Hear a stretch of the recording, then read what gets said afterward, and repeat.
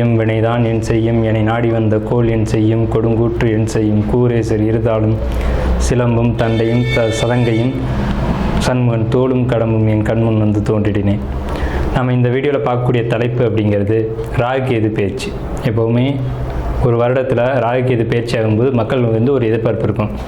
இந்த கிரக பயிற்சியில் நமக்கு என்ன நன்மைகள் இருக்குது, என்ன தீமைகள் இருக்குது அப்படின்றது பொதுவாக எல்லாருக்குமே ஒரு எதிர்பார்ப்பு அப்படிங்கிறது இருக்க தான் செய்யும். அந்த வகையில் வந்துட்டு இந்த ஆண்டினுடைய ஆங்கில தேதியானது மே மாதம் 18ஆம் தேதி அன்னைக்கு தமிழ் வருஷம், அதாவது புத்தாண்டு, தமிழ் புத்தாண்டு பிறக்க போகுது.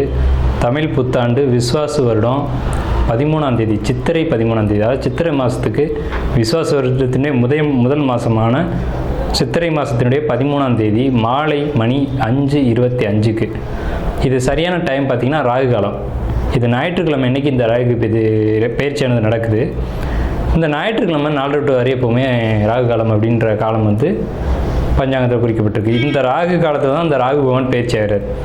ராகு பகவான் எங்கேருந்து பயிற்சி ஆகிறாங்க அப்படின்னு பார்த்தீங்கன்னா மீனத்துலேருந்து கும்பத்துக்கு பயிற்சி ஆகிறாங்க, ஆன்டி கிளாக் வைஸ், அதை எதிர் சுற்று வழியாக.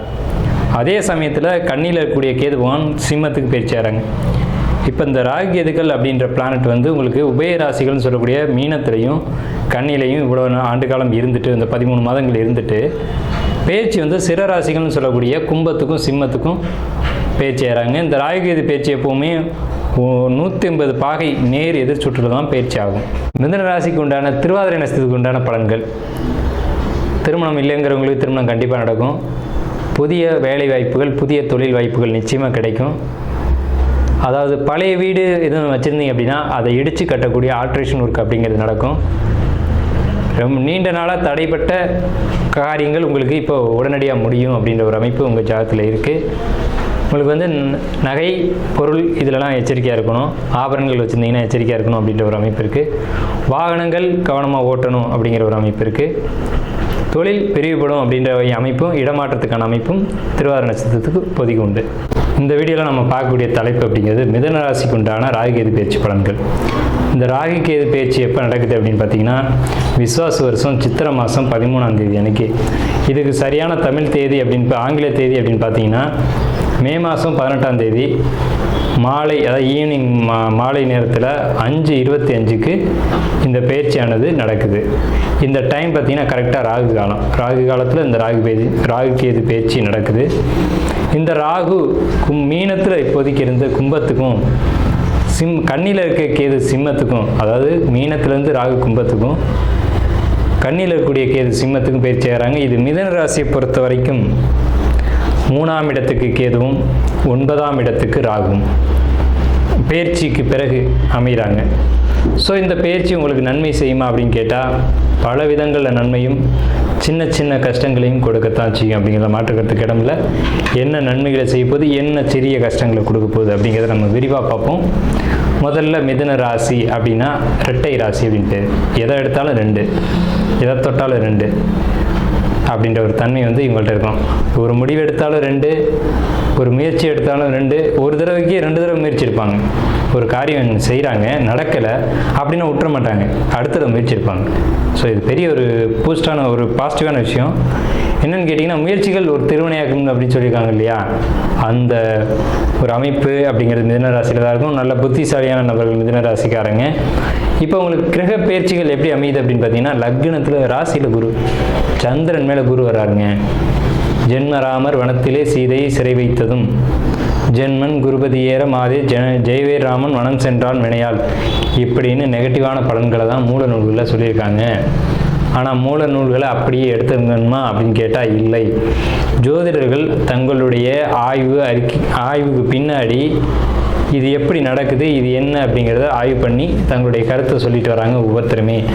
அந்த அடிப்படையில் என்னுடைய தனிப்பட்ட கருத்து என்னன்னு கேட்டிங்கன்னா, சந்திரன் மேலே குரு வரும்போது யாரும் வனவாசம்லாம் போகிறது இல்லை அப்படிங்கிறது நிதர்சனமான உண்மை. அப்போ என்ன சார் நடக்கும் அப்படின்னு கேட்டிங்கன்னா, குழந்தை இல்லைன்னு சொல்கிறவங்களுக்கு குழந்தை கிடைக்கும், திருமணம் ஆகலைன்னு சொல்கிறவங்களுக்கு திருமணம் நடக்கும், வீடு கட்டணும்னு சொல்கிறவங்களுக்கு வீடு, வாகனம் வேணுங்கிறவங்களுக்கு வாகனம், சொத்து சேர்க்கை, பொருளாதார சேர்க்கை, நல்ல ஒரு வாழ்க்கையில் ஒரு வெற்றி, ஒரு மன கஷ்டத்தோடு இருக்கீங்க, அந்த மன கஷ்டத்துலேருந்து வெளியில் வரக்கூடிய தன்மைகள் அப்படிங்கிறதுலாம் ஒரு தெளிவான முடிவெடுக்கக்கூடிய சிந்தனை ஆற்றலும் ஒரு தெளிவாக அறிவு வேலை செய்யக்கூடிய ஒரு அமைப்பும் இந்த காலகட்டத்தில் கிடைக்கும் அப்படின்னு தான் நான் சொல்லுவேன்.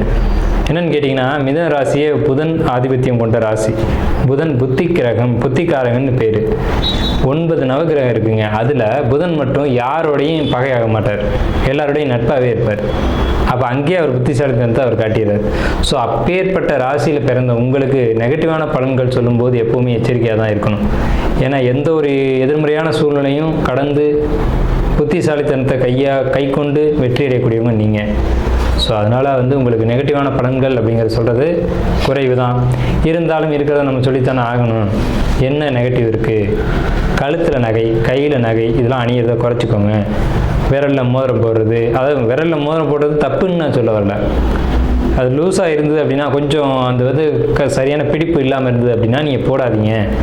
ஏன்னா 3ஆம் இடத்துக்கு எது நகைகள் ஆபரணங்கள் தொலையும் அப்படின்ற கான்செப்ட் தான் அதில் இருக்குது. சூரியன் வீட்டுக்கு கேது நகைகள் ஆபரணங்கள் தொலையும் அப்படின்ற ஒரு கான்செப்ட் இருக்குது. அதில் கவனமாக இருக்கணும். நீங்கள் சரி, பேச்சு வார்த்தையில் ரொம்ப எச்சரிக்கையாக இருக்கணும். யார்கிட்ட பேசுகிறோம், என்ன பேசுகிறோம், ஏது பேசுகிறோன்றது எப்போவுமே தெளிவாக இருக்கணும். ஏன்னா 3ஆம் இடம்ன்றது கருத்து பரிமாற்றம் அப்படின்னு பேர். ஒருத்தரை பற்றி இன்னொருத்தர்கிட்ட சொல்கிறோம் அப்படின்னா அவர் போய் அங்கே வேறு மாதிரி சொல்லுவார். இவர் சொன்னார் சார் அப்படின்னு தான் சொல்லுவார், அவர் வேறு மாதிரி சொல்லிட்டு போயிடுவார். அப்போ அந்த மிஸ்கம்யூனிகேஷன் சொல்லக்கூடிய கருத்து திரித்தல் அல்லது தவறான ஒரு விஷயத்தை பதிவு பண்ணிட்டு போகிறது அப்படின்ற ஒரு அமைப்பு உங்கள் மூலமாக நீங்கள் சொன்னதாக சொல்லி ஒரு பிரச்சனையை கிளப்பக்கூடிய ஒரு அமைப்பெல்லாம் வரும். ஸோ அதனால் யாரை பற்றி பேசும்போதும் தேவையில்லாத கமெண்ட் அடிக்கிறது, கிண்டல் பண்ணுறது, இதெல்லாம் இந்த காலகட்டத்தில் குறைச்சிக்கணும். அரசியல்வாதிகள் பொறுத்த வரைக்கும் ரொம்ப அற்புதமான காலகட்டம். உங்களுக்கு சமுதாயத்தில் நல்ல அங்கீகாரம் கிடைக்கும், நல்ல மதிப்பு மரியாதைகள் கிடைக்கும், நிறைய ஒரு பெயர் புகழ், நல்ல ஒரு வெற்றி அப்படிங்கிற வாய்ப்பெல்லாம் அரசியல்வாதிகளுக்கு கண்டிப்பாக உண்டு. மாணவர்களை பொறுத்த வரைக்கும் படிப்பு அற்புதமாக இருக்கும் இந்த காலகட்டம். 10th 12th நீட் எக்ஸாம் எழுதக்கூடிய டாக்டர்ஸ், இவங்களுக்கு எல்லாருக்குமே ரொம்ப சிறப்பாக இருக்குது. இயற்கையிலே இது புதன் ஆதிபத்தியம் கொண்ட ராசின்னு நான் முன்னாடியே சொல்லிட்டேன். ஸோ உங்களுக்கு சொல்லவே தேவையில்லை. படிப்பு பொறுத்த வரைக்கும் எப்போவுமே நல்லா இருக்கும்னு சொல்லலாம். ஆனால் இந்த கிரக பயிற்சி காலகட்டங்கள் இன்னும் சிறப்பாக இருக்குது. அப்போ எல்லாமே ப்ளஸ்ஸாக சொல்லிட்டு இருக்கீங்களா சார், எங்கே மைனஸ் சொல்லுவீங்க அப்படின்னு கேட்டிங்க அப்படின்னா, 7ஆம் இடம் என்று சொல்லக்கூடிய திருமணஸ்தானத்திலையும் களத்திலும் சொல்லக்கூடிய வாழ்க்கை துணையிலையும் நண்பர்கள்ட்டையும் சொல்லுவேன். ஏன்னு கேட்டிங்கன்னா, 7ஆம் இடம்ங்கிறது மனைவி, 7ஆம் இடம்ங்கிறது கூட்டாளிகள். அங்கே தான் உங்களுக்கு கொஞ்சம் சிக்கலான ஒரு அமைப்பு அப்படிங்கிறது ஏற்படுது. கருத்து வேறுபாடுகள், தேவையில்லாத வம்பு வழக்கு சண்டைகளை இழுத்தக்கூடிய அமைப்பு. அதாவது நீங்கள் கரெக்டாக இருக்கீங்க, ஓகே, எதிர்முனையில் இருக்கவங்களும் அதே மாதிரி இருக்கணும்னு நீங்கள் எதிர்பார்க்குறது தப்பு இல்லையா? உங்ககிட்ட என்ன எதிர்பார்க்குறாங்க அப்படின்றத நீங்கள் புரிஞ்சுக்கணும். கேட்டு செய்கிறது வேறு, கேட்காம செய்கிறது வேறு. இவங்க செய்வாங்கன்னு காத்துட்ருப்பாங்க, நீங்கள் செய்யாமே இருந்துகிட்ருப்பீங்க. அப்போ அவங்களுக்கு அது ஒரு கோபத்தை ஏற்படுத்தி, ஒரு தாபத்தை ஏற்படுத்தி, ஊழல்னு சொல்லுவாங்க இல்லைங்களா? அது பழைய இலக்கியங்கள்லாம் ஊழல்னு ஒரு வார்த்தை இருக்கும். ஊழலுக்கு அர்த்தமே இன்றைக்கி தெரியாமல் போயிடுச்சு. ஊழல்ன்றது அதுக்கு ஒரு விதமான கோபம், பாசம் கலந்த கோபம் பேர். அந்த மாதிரியான ஒரு அமைப்பு. இது பிரிவினைக்கான அமைப்பு இல்லை, ஒரு ஊழல் கலந்த ஒரு கோபம் அப்படின்ற மாதிரியான ஒரு அமைப்புகள் கணவன் மனைவிக்குள்ளே ஏற்படும்.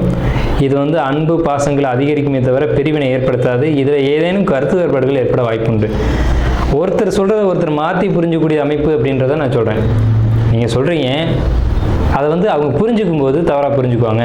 உங்களுக்கு 7ஆம் இடத்தை குரு பார்க்குறாரு, எந்த ப்ராப்ளமும் இல்லை, இருக்கிற பிரச்சனைகள் சால்வ் ஆக போகுது. இருந்தாலும் நீங்கள் ஏதும் புரிதலை தவறுகளை ஏற்படுத்திக்காதீங்க, விட்டு கொடுத்து போங்க அப்படின்னு தான் நம்ம சொல்கிறோம். ஏன்னா மிதுனம் பொறுத்த வரைக்கும் வாழ்க்கை துணையாக வரக்கூடியவங்க எப்படி வருவாங்க அப்படின்னு கேட்டிங்கன்னா, தங்களை விட அதிக திறமையோட, அதாவது தங்களோட படிப்பு அல்லது பொருளாதாரத்தில் உயர்ந்த நிலையில் இருக்கக்கூடியவங்க தான் வருவாங்க. ஸோ அப்படி வரும்போது இவங்களுக்கு மிதனத்துக்கு ஒரு தாழ்வு மனப்பான்மை ஆட்டோமேட்டிக்காக வந்துடும். படிச்சுட்டு வந்திருப்பாங்க பொண்ணு, திருமணம் ஆனவொடனே வேலை கிடைச்சிடும் அவங்களுக்கு. அப்போ அவங்க ஒரு உயர்ந்த நிலைக்கு போயிடுறாங்களா, உங்களை விட பொருளாதாரத்துலேயோ படிப்புலையோ ஒரு உயர்ந்த நிலைக்கு போயிடுறாங்களா? அப்போ அவங்களுக்கு அவங்க மனசில் ஏதேனும் நம்மளை பற்றி தாழ்வாக நினச்சிக்கிறாங்களோ அப்படின்ற எண்ணம் உங்களுக்குள்ளே தோன்றும். அது தேவையில்லாத எண்ணம் அப்படிங்கிறதா இந்த காலகட்டத்தில் நம்ம சொல்கிறோம். இந்த ராகு பயிற்சி காலகட்டமான இந்த 18 மாதங்களுக்கும் உங்களுக்கு ராகு 3ஆம் இடத்துல பயிற்சி ஆகிறதுனால, 9ஆம் இடத்துல ராகுவும் 3ஆம் இடத்துல கேதுவும் பயிற்சி ஆகிறதுனால எந்த ஒரு எதிர்மறையான விஷயங்களும் குடும்பத்துக்குள்ளே இல்லை. குடும்பம் அப்படின்ற ஒரு அமைப்பை பொறுத்த வரைக்கும் ரொம்ப சிறப்பாக இருக்குது. கணவன் மனைவி குழந்தைகள் இணைந்தது குடும்பம். இந்த குடும்ப அமைப்புகளை பொறுத்த வரைக்கும் எந்த ஒரு கருத்து வேறுபாடுகள் அப்படின்னு சொல்லக்கூடிய இடம் இல்லை. கணவன் மனைவி பிரிஞ்சிருந்தால் கூட சேர்றதுக்கான வாய்ப்புகள் கிடைக்கும், அதை பயன்படுத்தி சேர்ந்துக்கோங்க. தவறான ஒரு உறவுகள் இருந்தால் அது பிரிவினைக்கான அமைப்பையும் கொடுத்து, 2வது திருமணத்துக்கான ஒரு வாய்ப்பையும் கொடுத்து, திருமண வாழ்க்கையில் ஒரு வெற்றியும் கொடுத்து ஒரு நல்ல அமைப்பு கொடுக்கும். வியாபாரம் பண்ணக்கூடியவங்களுக்கு வியாபாரத்தில் வெற்றி வாய்ப்புகளை கொடுக்கும். உடலில் தைரியம் தெம்பை கொடுக்கும். ஸோ வாய்ப்புகள் எல்லாமே கிடைக்கும். நல்ல வீடு, நல்ல வாகனம், சொத்து சேர்க்கக்கூடிய அமைப்புகள் கிடைக்கும். பழைய வீடு வச்சுருந்தீங்கன்னா வீடை இடித்து கட்டக்கூடிய யோகம், ஒரு ஜன்னலாவது இடித்து பூசக்கூடிய யோகம் அப்படிங்கிறது இந்த காலகட்டத்தில் கிடைக்கும்.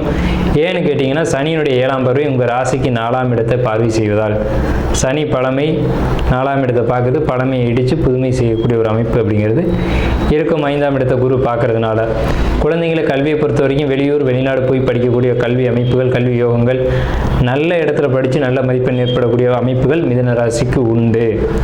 ஸோ இந்த அளவில் சுபமான பலன்கள் மட்டுமே, 70% அதிகமான சுப பலன்களை அனுபவிக்கக்கூடிய ராசி மிதுன ராசி அப்படிங்கிறத சொல்லி, இடமாற்றங்கள் நிச்சயமாக மிதுன ராசிக்கு உண்டு அப்படிங்கிறத சொல்லி, நகை கவனம் அப்படிங்கிறத சொல்லி நம்ம மிதுன ராசிக்கு உண்டான இந்த ராகு கேது பயிற்சி பலன்களை நிறைவு செய்வோம்.